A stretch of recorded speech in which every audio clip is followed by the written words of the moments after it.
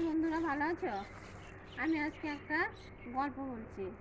আমার গল্প উদ্দেশ্য আমার তাতাই আমার পাশে আছে, বা ক্যামেরায় আমার তাতাই। আর দেখো গল্পটা কত সুন্দর, তোমাদের ভালো লাগবে। দেখো আমি কিন্তু দাঁড়িয়ে আছে বেলতলায়। বেলপাতা কিন্তু শিব পুজো লাগে। আর আমি একটা গল্প বলছি নারায়ণের গল্প। মানে নারায়ণ পুজো কী দিলে হয়, কোন পাতায় হয়, আর নারায়ণ কে চিনতে পারে? ব্রাহ্মণ আর মুচিরাম দাস। কিন্তু ব্রাহ্মণ ছাড়া কেউ নারায়ণ চিনতে পারে না। তাই তোমাদের কিভাবে চেনা যায় সেটা তোমাদের আমি বলছি। দেখো, এক ব্রাহ্মণ আর এক মুচিরাম দাস, দুই বন্ধু। এদিকে ব্রাহ্মণই কাজ করে, মুচিরাম দাস উনি জুতো সেলাই করে। কিন্তু জুতো সেলাই করতে করতে এই জ্যৈষ্ঠ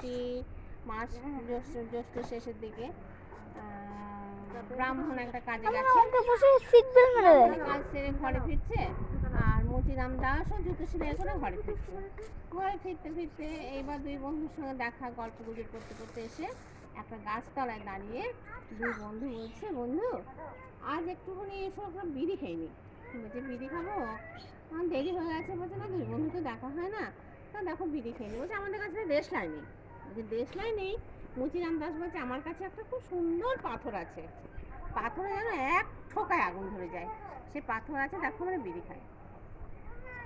এইবার মুচিরাম যখন এই দুজনে দুটো বিড়ি নিয়েছে, মুচিরাম দাসা ব্রাহ্মণ, মুচিরাম দাসের কাছে আছে সেই পাথর, বার করে একদম আগুন ধরাচ্ছে। আর ব্রাহ্মণ ছাড়া নারায়ণ চেনার অধিকার কিন্তু কারণ, এটা একদমই ধ্রুব।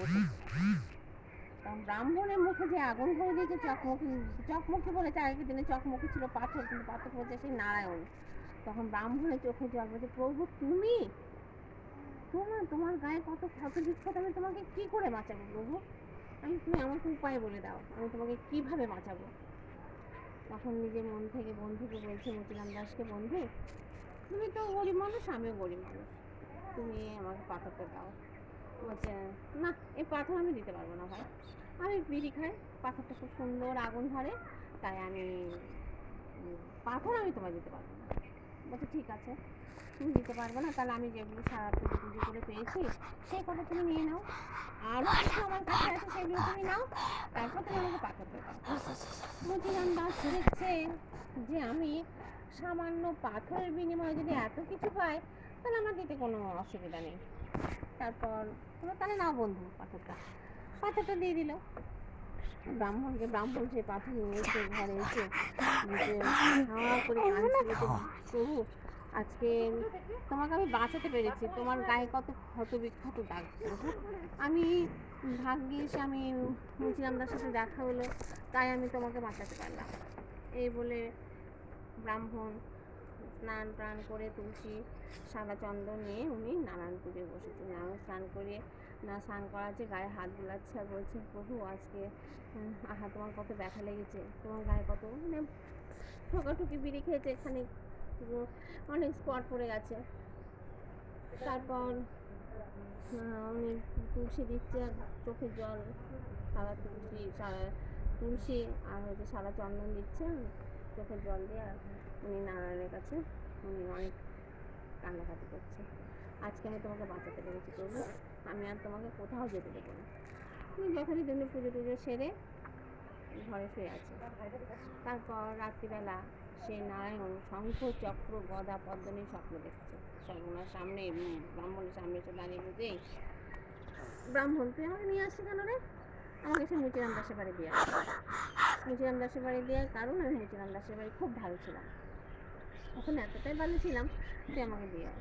তুই যদি না দিয়ে আসিস, কিন্তু ব্রাহ্মণের একটা মাত্র ছেলে আর এখন বলছে, তুই যদি আমাকে না দিয়ে আসিস, তোর কিন্তু আমি আজকে রাত্রির মধ্যে ছেলে নিয়ে নেবো। ব্রাহ্মণ বলছে, তুমি সৃষ্টি করেছো, তুমি নেবে, তুমি ছেলে নাও না প্রভু, কিন্তু তোমাকে আমি দিয়ে আসবো না, তোমাকে দিয়ে এসে ওই যে চকমকিতে বিড়ি খাওয়া এত কত বিক্ষোভ আমি সহ্য করতে পারবো। তোমার ব্রাহ্মণ ঠিক আছে, উনি দিয়ে আসলো। তারপর আমি স্নান করে উনি যথারীতি আবার পুজোয় বসেছেন। যে আমার রাত্রি হয়েছে, তো সত্যি করার ওনার ছেলে যথারীতি কীভাবে কী হলো, ওনার ছেলেটা মারা গেল। ব্রাহ্মণ নিজেই টানতে ফেলে দিয়ে আসলো, সে স্নান করে আবার পুজোয় বসে তারপর উনি তুলসী সাদা চন্দন চোখের জল দিয়ে রীতিমতো ওনার কাজ কিন্তু করে উনি গায়ত্রী মন্ত্র জপ করে উনি কিন্তু নারায়ণের স্তব পাঠ করে উনি কিন্তু যথারীতি নারায়ণ পুজো বসেছেন। ওনাদের ছেলে গিয়েছে বলে ওনার কিন্তু এতটুকু ব্যথা নেই, কিন্তু উনি সেই নারায়ণ সেবায় বসে গেছে। নারায়ণ পুজো করার পর তারপর রাত্রিবেলা আবার সে নারায়ণ স্বপ্ন দিচ্ছে। শঙ্খ চক্র গদা পদ্ম নিয়ে বলছে, তুই তো ছেলে গেল, তুই তবু আমাকে ছাড়লি না, আজকে তো বউটা আমি নিয়ে নিই। আচ্ছা প্রভু, আমার ছেলে গিয়েছে সহ্য করতে পেরেছি, বউ কিন্তু সহ্য করতে পারে, ওটা কোনো ব্যাপারই না, যাই যাকটা যথারীতি। তারপর পুজো টুজো করে সেই বউটা মরে গেছে।